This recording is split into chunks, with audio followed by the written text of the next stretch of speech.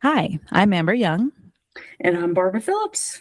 and this is Let's Let's Talk talk EVM. EVM. We love that Welcome so to much. our I don't think our listeners really love it, but we love it, don't we, where Amber? we I know. Barbara would love us to have a canned version of that. And I find that to be so canned. Can.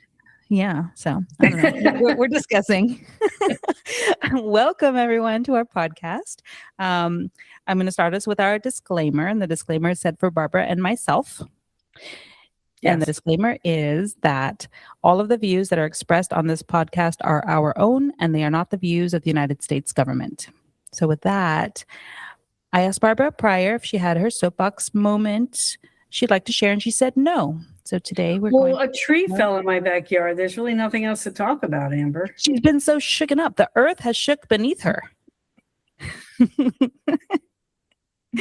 That there are always things to talk about, but today the soapbox has toppled. So with that, we're going to get into our guest. We are very excited to have as our guest today, Kevin Jackameit. And our topic is, are you ready to baseline? So before we start into the meat of the podcast, let's have Kevin introduce himself, please. All right. So, hey, thank you all, both of you, for inviting me to join today. So, yeah, Kevin Jackameit.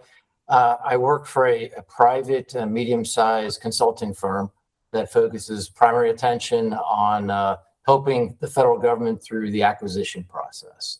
I've been there close to 30 years. It'll be 30 years in October of this year. Yeah, a long time. Wow. Although it's been a long time in one place, I've worked on a lot of different projects over the years. I spent my first 10 years or so working in program offices, primarily for the Department of Defense. And then the last close to 20 years now doing a lot of independent reviews, a lot of IBRs, EIRs, independent cost estimating, and the like. So, yeah, here to talk about baseline. Happy to be here. Thank you. We're very happy to have you, Kevin. All right. So with all of the thoughts around baseline, we're going to start at the basics and ask the question, how would you describe or define a baseline? So that's a great question. So we're here to talk earned value management. I can't sing it the way you ladies do. But we're here to talk UVM. Well, you just have to use the acronym to say it the way we do, and then just pull out the M. Is that it? Okay. Practice that. So first, we have to recognize that if we're talking about baselining in our world, in my world, it is about EVM, right? It's all about how do we monitor cost and schedule performance. But that's part of a bigger picture, right? Let's be honest, whether we're talking about an independent baseline review, an IBR, or an external independent review, an EIR, or the various agencies have their own flavors of baselining.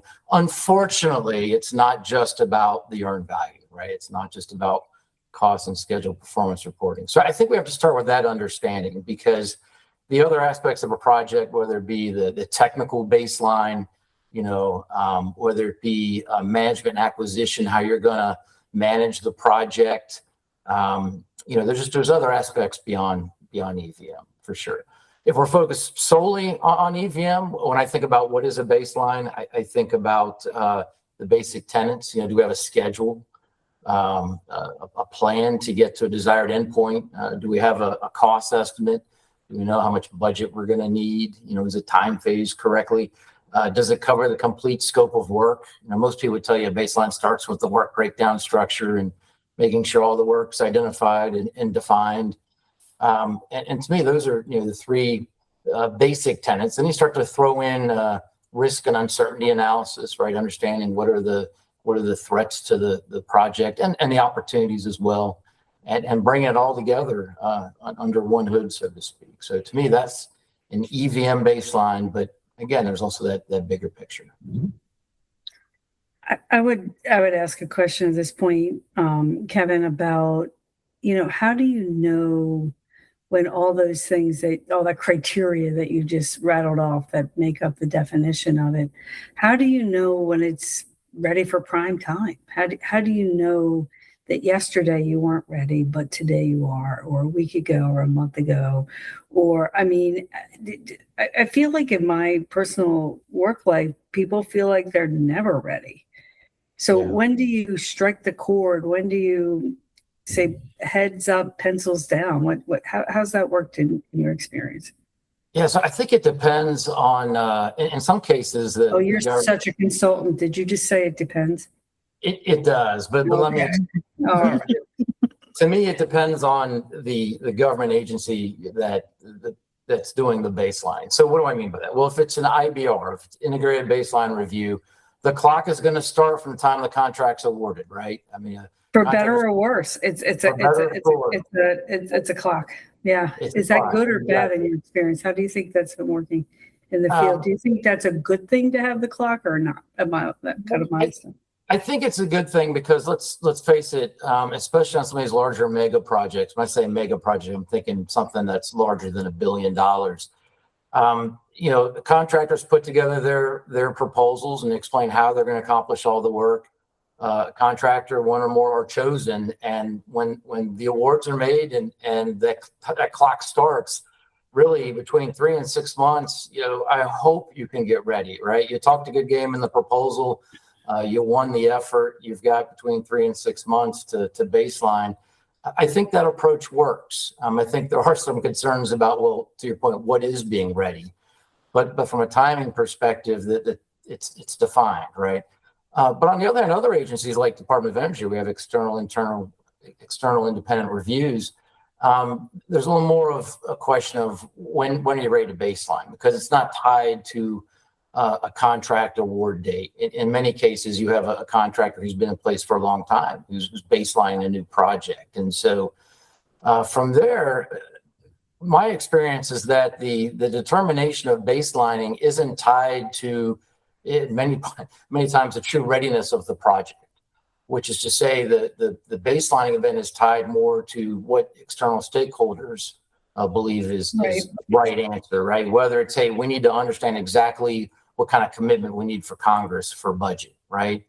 And so we're going to baseline at this date to allow the outcome of the review to inform the future budget cycle, right? Those are, so oftentimes these decisions are made on things other than the true readiness to baseline. I keep waiting for Amber to ask this question I know she's about to ask. Maybe not. I have a different question. We hadn't really. Yeah. So this question pops around the concept of an IBR versus an EIR. Okay. So the IBR, like Kevin, you were saying, FAR requirement. I think it's written in the FAR 90 days after contract award, right, is the requirement. I know NASA follows that, GCMA. And that's what you were saying, like the clock starts. We do 180 days. Is it 180? 3 to 6 months. I think it varies, but 3 to 6 months to me is a standard. Every IBR that I've been party to has been 1 day short of 180 days. Okay, got it. Okay, so that is definitely post-contract award. But then with Department of Energy, they conduct an EIR prior to Critical Decision 2, which is the establishment of the PMB, Performance Measurement Baseline. So the EIR comes prior to the PMB, the snapping of the baseline. Whereas it sounds, I guess the question is, if an EIR is equivalent to an IBR. External independent review. If Kevin, first question. If an EIR is equivalent to an IBR, is it? ? Then which, in your experience, has been more effective, pre-contract or post? Okay, so I would say that although they have many of the same tenets, an IBR and an EIR, in my mind, they are two different events. They're not one and the same. And I can see how somebody who maybe sits as an observer and observes each event and looks at the outcome and says, well, you covered the same basic tenets, right? You covered the technical design, you covered the performance measurement baseline in place, how's the schedule, how's the estimate cost, you looked at risk.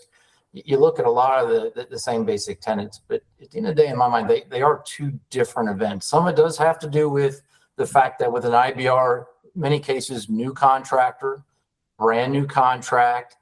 To me, there are a lot of questions, a lot of unknowns, a lot of questions that need to be answered during the IBR process related to that new contractor and new contract. Whereas over in EIR, if we're talking about the Department of Energy, for instance, usually the contractor, they have a certified system, right? So there are some advantages to an EIR where you kind of know what you're getting into. If you're on the government side, you're wondering, well, cost and schedule performance reporting, how's my PMB looking? You have a good idea of the tools they're using and the system and the system of systems that they're using to define that PMB. So to me, two different events. They may seem like one from a 50,000 foot level, but you start to dig down, and my question is, are they staffed differently? The actual reviews themselves Between the EIR and the IBR, I think if you're talking about the external review or the independent review team, I think the staffing is similar. I have noticed, because EIRs to an IBR, it's similar to an IBR. Yeah, I think the staffing is similar. If I try to focus on where so what is similar? In each event, IBR versus EIR, you're going to have a technical subcommittee that's looking at the design. It's looking at the solution. Does it meet the mission need? You're going to have a cost schedule risk team that comes in and evaluates the schedule and looks at the estimate of cost. Those two subcommittees together, along with others, are going to look at your risk register and assess risk, threats, and opportunities. Where I see a big difference is in the Department of Energy, we have a group that focuses a lot on safety and security. And it's especially start talking about nuclear, things that are nuclear, safety becomes of the utmost important. And so we usually devote a lot of time and attention through an extra subcommittee that focuses on environmental measures and focuses on safety.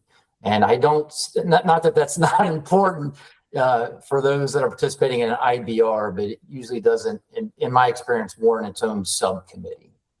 I think if in the world of NASA, where you have experience, Barbara, you probably don't have a subcommittee that focuses sole attention on things that are safety, nuclear, and the like. Maybe you do. I haven't supported NASA. Well, it's funny you should say that, because right now NASA does have a joint project with the Department of Energy where they're talking about using a nuclear reactor to power a new mission. You're going to get into it then, probably. Yeah, no, they're all into it. They're talking about what's going to be on the launch pad and will it conflict with another project mission that will be launching about the same time that would also have something. So no, that is an issue. I guess where I was going in, NASA has standing review boards, and standing review boards are primarily, but not exclusively, staffed with external stakeholders. Yeah. So they hire third-party experts from the field to come in and weigh in. And I have not been party to one, so I don't want to, speak too much about it. But that is pretty much in contrast to an IBR that is fairly exclusively staffed by internal stakeholders.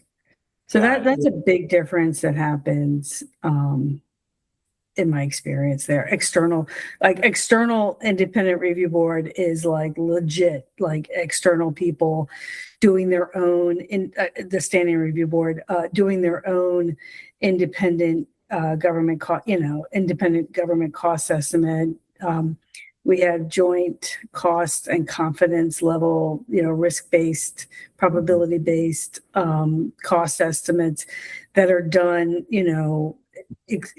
without prejudice by other parties, to compare it to what the supplier or the contractor is providing. So it's actually very different than an IBR, but I think it's comparable to an EIR. The EIR, it is. I think it's comparable to an EIR, but at NASA, an IBR and a standing review board are very different.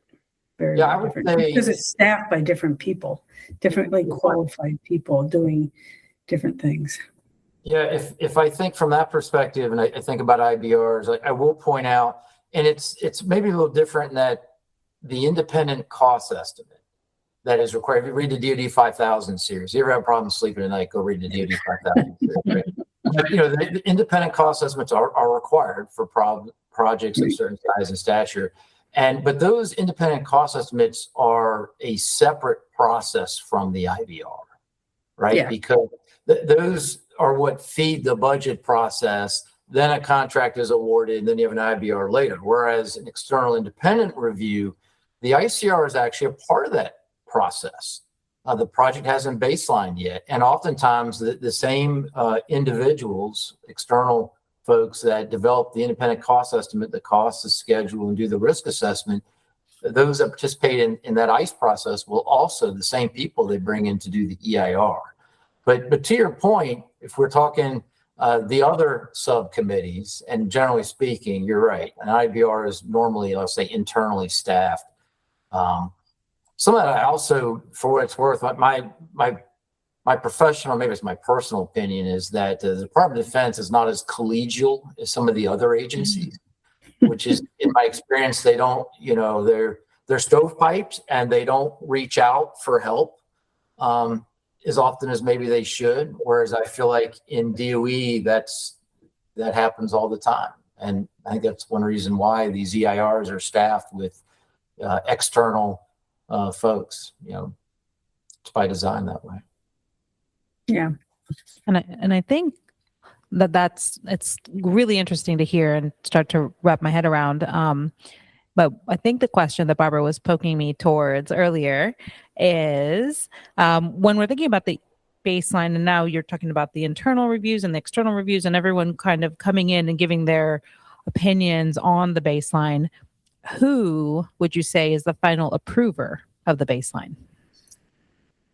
So to me, it had, if we're talking about, again, this is IBR and EIR where there's a difference, right? Because a part of the EIR process is to establish a budget.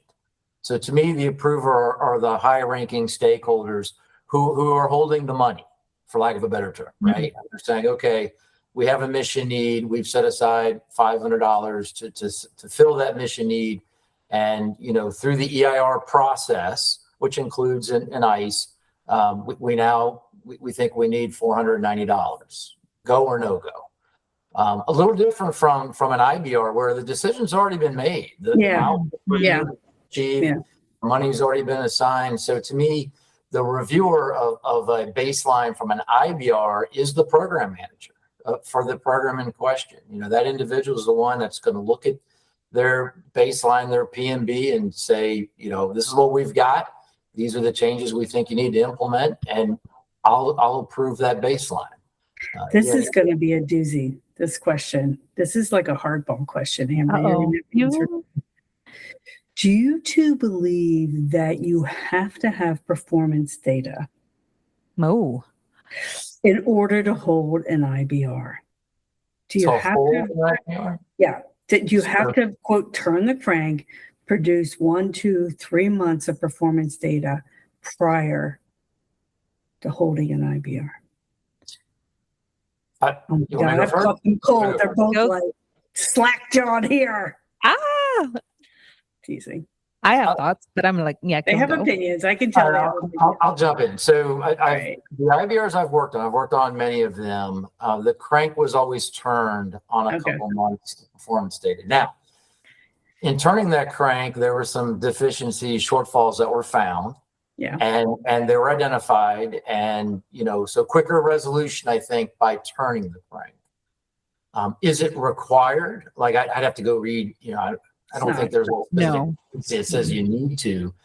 To me, it would be a best practice to want to turn that crank and see what kind of outputs. And when we say turn the crank, I think we're talking about more than just, okay, what's my, after month 1 or 2, what are my CPIs and SPIs? And we know, by the way, that after 2 months data, I don't want to say who cares, but you're not there yet, right?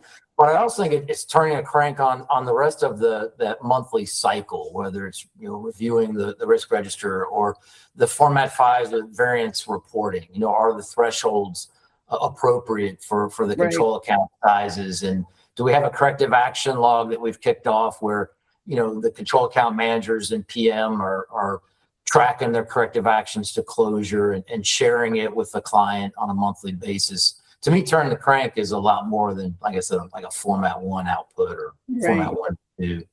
But I definitely think you should do it before the IBR. a lot will be learned. Yeah. And my thoughts on that, kind of adding to Kevin's, are yes, turning the crank is a lot more than just the baseline. So that's the whole kit and caboodle, the way that the operations are in that contractor. And I know that having recently been on a review where the contractors are choosing to have EVMS processes across the board, regardless of only on their EVMS required projects. So the entire corporation is used to doing that.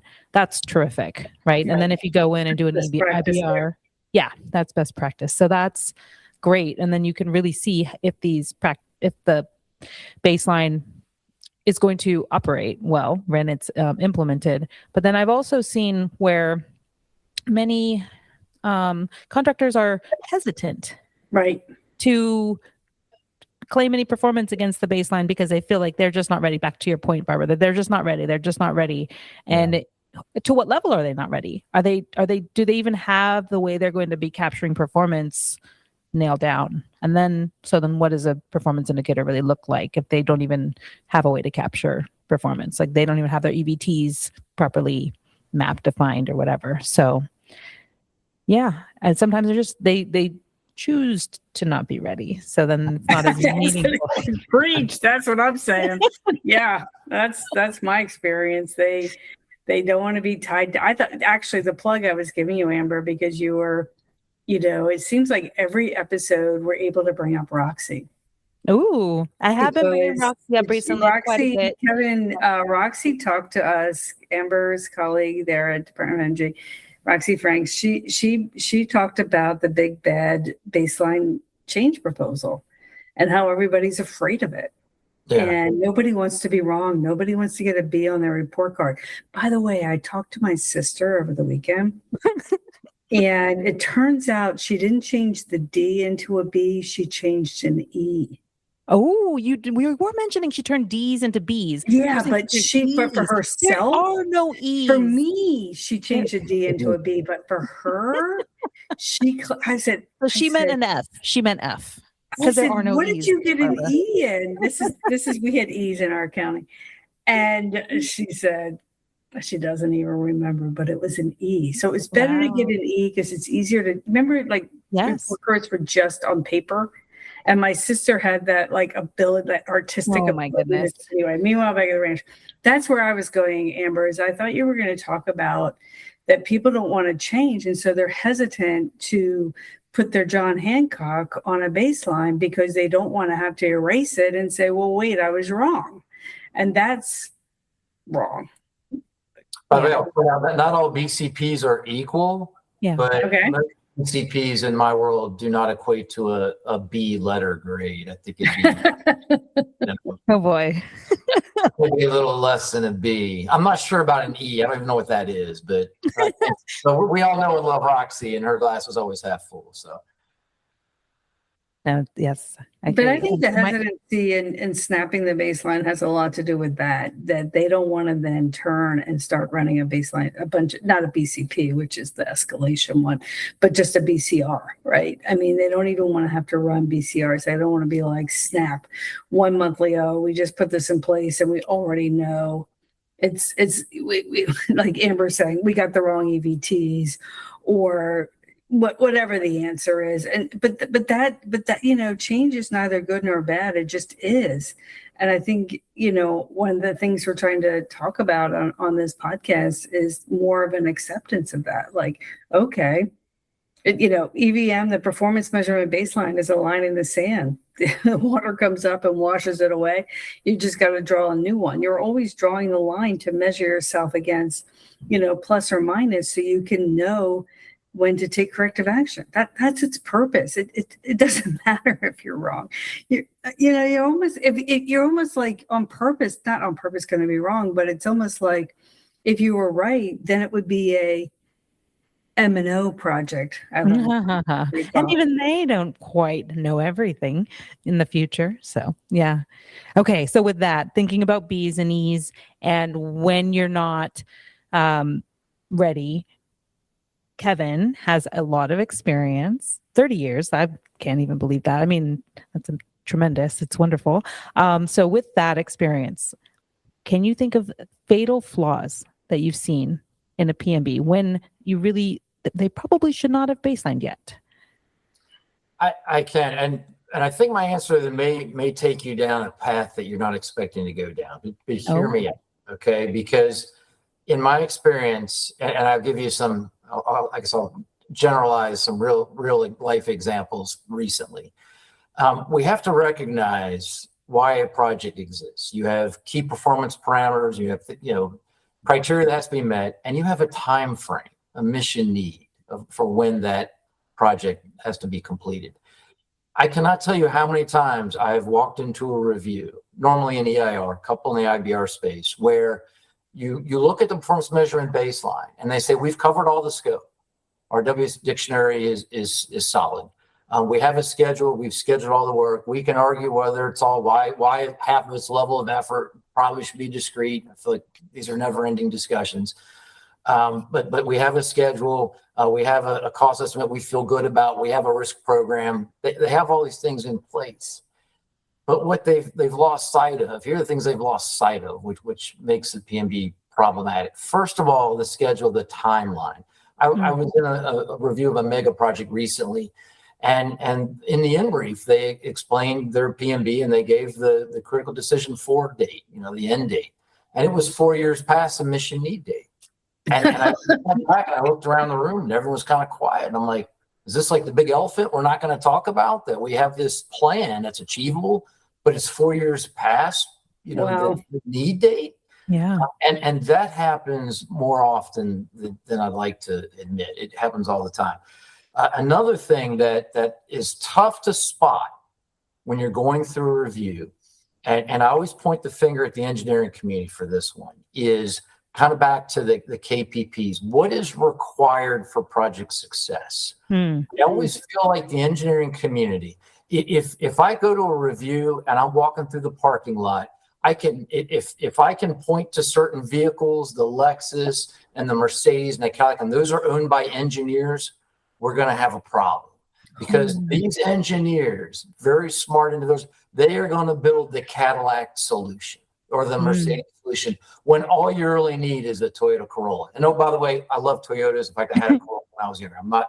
I mean, the Toyota. PennDOT guide uses the term gold plating, but okay. It's like gold plating. I see it all the time. Yeah. Expensive. There's always something else that can be done. I mean, work swells to fill budget. Yes. And if you give them the budget, they're going to make the scope swell because they'll think of something. And I think with engineers, they have good intentions in mind and great ideas. And I think sometimes we kind of shift away from, okay, what was the actual key performance parameter? What are we trying to accomplish? And they come up with a solution that's very expensive, takes a lot of additional time. And at the end of the day, you have to look at that and say, that's a fatal flaw in the PMB. Oftentimes I hate to say it, but if a project says it's $100 in 2 years, it ends up being $130 in 3 years. And if that's not going to work, that's a fatal flaw out the gate. Day one. I know Amber's about to say something, but I love my very, very simple cliches. I think she's growing bored of them. But, with that 4 years past the deadline, do you find that the contractor supplier is thinking, well, they'll just throw more money at it if they want me to make that 4 year earlier date? But sometimes it's the old 9 women in a room for a month. Some this is where she don't like that anymore. She's tired of it. But it's like, sometimes things just take time. There is A before B, B before C, C, there is something serial. You learn from what the task was that you accomplished before, and it directly impacts how you do the next task. And you can't know how to do the next task till the prior task, in gross simplification, but the prior instrument is completed. You don't know what the next one in the path is going to be done. So you can't always crash or fast track or whatever those terms are, the schedule, even if you throw a lot of money at it. Yeah, no, very, very true. The more activities that you work in parallel, the more uncertainty you introduce to the project, and the more risk in many cases. And I do see projects that try to crash the schedule, to try to meet an end date, and obviously that's not the intent of scheduling, right? But yeah, no, it happens all the time, and in some of the projects that I've seen more recently, I think there's a recognition of that. To use your analogy, Barbara, the 10 months and a baby, right? 9. 9, okay, 9, 10. Yeah, a lot of people like to do it in 9 And a months. small delta, And just some don't do it. small delta. Sometimes think 10 months Contingency, is fine, but we really like to stick to I'll put a little contingency in there, I guess. But yeah, no, I do see recognition of some of that, where you can't just crash the schedule. You also have to recognize you have only so many resources, right? right. So a contractor that says, well, maybe they'll give us more money, and I'm not sure that that's the thought process, to be honest. I also nowadays across the board, a lot of these companies, they sub work out. There's very few instances where I see a company that says we're going to do all this work. They're going to have subcontractors lined up, many vendors, and that adds to the complexity. Yeah, for sure. Yeah. All right. I feel like there are many more questions to be asked, but we may be wrapping up on the baseline topic. Any closing thoughts or areas you want to leave us with? We kind of ended on a bit of a downer with fatal flaws, but maybe my fatal flaw list, which I went into a couple, was more holistic, which again might not have been what you were looking for, but that's what I see. That's what I've seen recently. Are projects that put their best foot forward and put together a PMB that they believe in, and at the end of the day, they believe in it. But guess what? Either the dollars are too much, the duration's too long, it doesn't meet the KPPs, or it meets the KPPs and 3 other things that maybe they didn't need, and that experience covers a lot of projects. And in those cases, when you've seen that, how often do those PMBs as proposed with those flaws get approved? Ooh, more often than not, for sure. Mm-hmm. Oftentimes, stakeholders will come back and say, we're going to make changes X, Y, and Z, and you have to live with it. I've definitely seen that happen a few times recently. But rarely ever is, if you read policy and guidance throughout the federal government, when you get to that point, there are times where you're supposed to kind of take a step back, maybe do what the Energy Department refers to as a reaffirmation, where you go back and look at like the AOA and say, hey, was this the right, was this the right approach? Did we choose the right option here? This ended up costing more, it's going to take longer than we think it should, or than the mission need date. In my mind, that's what we should do. But that kind of goes back to something we were talking about earlier, Barbara, and you're saying, people don't like to admit wrong, right? They don't want the BCP.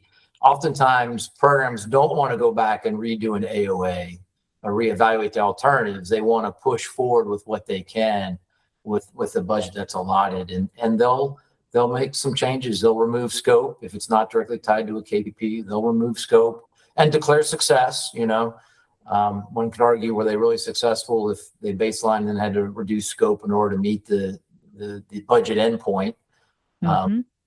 But more often than not, the projects will proceed. It's just not the same technical solution that was proposed during the initial baseline. I have a burning question, Amber. I can't let it go. Kevin, first of all, do you go by Jack? No. Okay. I mean, your name is like, you're just like, okay, you're one of those people, like, does everybody call you Jack? Anyway, hey, listen, Kevin, have you ever seen a project that has actually been terminated due to the performance?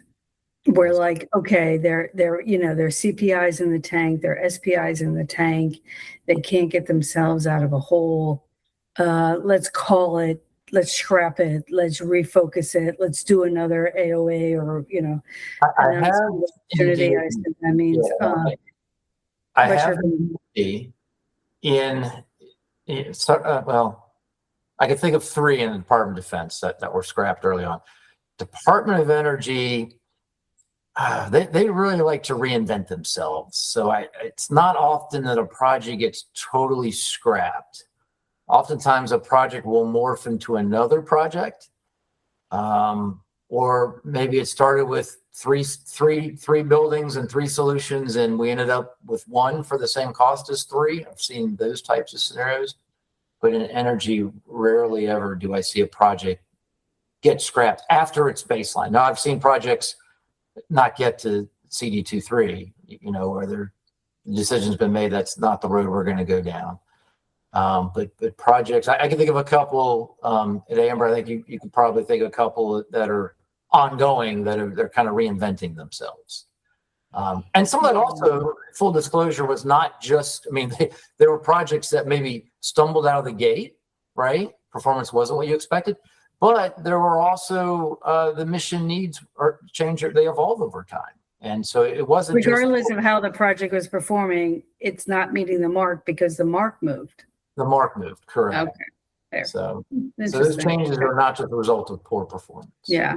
I'm not sure if it was on performance, but I'm going to put a plug for a potential guest if he's listening, which he wasn't as of November that we haven't done it a full year yet. I did speak with him, my predecessor, Zach West.